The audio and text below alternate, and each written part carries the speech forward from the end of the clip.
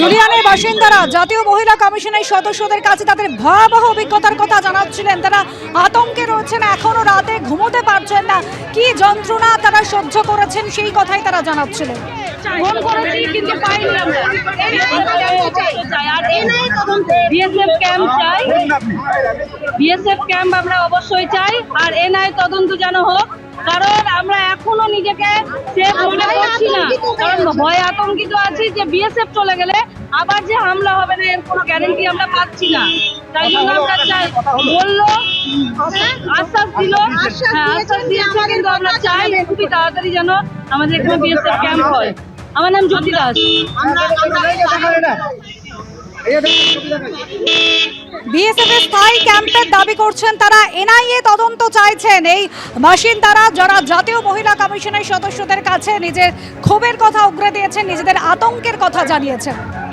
এই মুহূর্তে কিন্তু রাজ্যপাল বেরোচ্ছেন এবং সেই তৎপরতা শুরু হয়েছে। আমি একবার ছবিটা দেখিয়ে দিচ্ছি, এবং যেহেতু তার কনভয় আমাদেরকেও ফলো করতে হবে, আমরাও কিন্তু ধুলিয়ানের উদ্দেশ্যে রওনা দিচ্ছি। এবং জানিয়ে রাখি যে এই ধুলিয়ানের উদ্দেশ্যে আমি আমার ক্যামেরা পার্সন উজ্জ্বলকে বলবো একবার, অবশ্যই আমরা একবার যাওয়ার চেষ্টা করছি।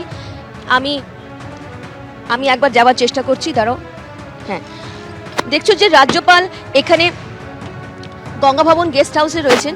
এবং তার সঙ্গে সঙ্গে বলে রাখি যে একটা বিষয়, যে কালকে যখন রিলিফ ক্যাম্পে গিয়েছিলেন তিনি বৈষ্ণবনগর, সেখানে কিন্তু অনেক বিক্ষোভ হয়। কি বিক্ষোভ হয়? কারণ আমরা সেই ছবি তুলে ধরেছিলাম, যেহেতু সংবাদ মাধ্যম ভেতরে প্রবেশ করতে পারছিল না, তাতে স্থানীয় মানুষ কিন্তু বিক্ষোভে ফেটে পড়ে।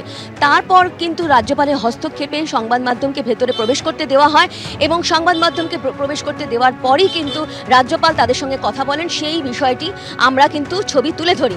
এই মুহূর্তে দেখতে পাচ্ছি যে একদম যে রাজ্যপালের যে কনভয় ধীরে ধীরে কিন্তু এই গেস্ট হাউস থেকে এখনই বেরোবে, আমরাও তাদের কনভয় ফলো করব। এবং অন্যদিকে ধুলিয়ান তিনি যাবেন, এবং জানিয়ে রাখি আজকেই তার কলকাতায় ফেরার কথা, এবং আজকে 5:30টার সময় তিনি বহরমপুর থেকে তিনি আবারও যাবেন এবং একদম কলকাতার উদ্দেশ্যে রওনা দেবেন। তবে এই মুহূর্তে বলে রাখি, যেহেতু এই গেস্ট হাউস থেকে তিনি কিছুক্ষণের মধ্যেই বেরোবেন, এবং একদিকে যেমন দেখো উইমেন কমিশন গেছে, অন্যদিকে কিন্তু সঙ্গে থাকো। कल बीएसएफ कैंप हो जाएगा ये मैडम, शांति आ जाएगी, शांति आ जाएगी।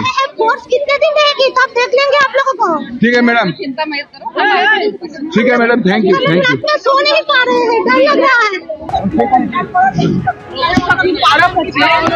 প্রচন্ড টেন্স, যেভাবে সাফার করেছে তার কোনো ভাষা নেই ব্যক্ত করার আমার। কিন্তু মাননীয় স্বরাষ্ট্রমন্ত্রী শ্রী অমিত শাহজি নিজে বিষয়টা দেখছেন, আমরা রিপোর্ট দেব, এবং রিপোর্টের মধ্যে হটস্পট চিহ্নিত করে সেখানে কিভাবে বিএসএফ এর ক্যাম্প তৈরি করা যায় বা পার্মানেন্ট সিকিউরিটি অ্যারেঞ্জমেন্ট করা যায়, তার জন্য আমাদের রেকমেন্ডেশন থাকবে।